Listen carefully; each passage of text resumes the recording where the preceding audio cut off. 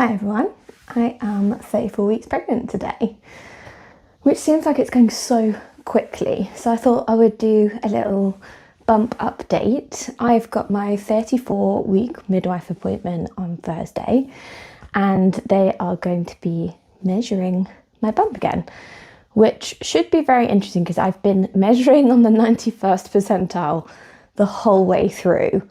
We went into triage about 2 weeks ago because I just had some fluid, which can be a bit suspicious. When you're through pregnancy, you'll note that there is a lot of different things that start happening, but we were just worried that maybe my waters had gone a little bit early.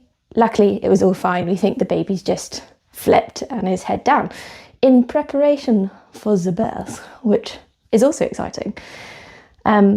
But because they measured me in triage, I then had my 32-week appointment with the midwife and they can only measure you every 2 weeks.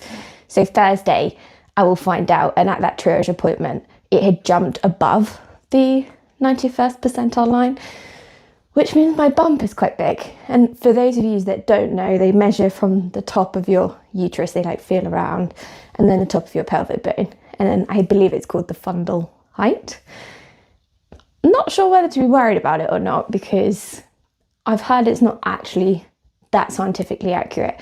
They use it as a measure essentially to say whether the baby is growing big or if it's growing too big or too fast, or you jump between lines. They'll typically send you for a growth scan, and they might also test you for gestational diabetes as well.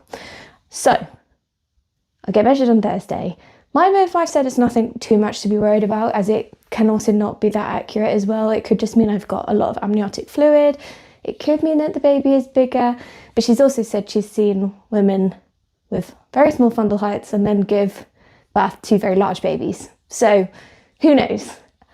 I suppose though, because we went to triage, I'm feeling kind of organised-ish, because I've got my hospital bag packed, because after that we realised we had nothing organised at all. So we've got our car seat ready, we know how it goes into the car, got my hospital bag, I've got the most essential bit, which is obviously my snack bag, and then all the stuff for the baby as well. The rest of the house is absolute chaos, but overall I'm not feeling too bad really. I'm actually feeling a lot better than earlier on in the pregnancy, weirdly. But overall, the bump is bumping and it's getting exciting.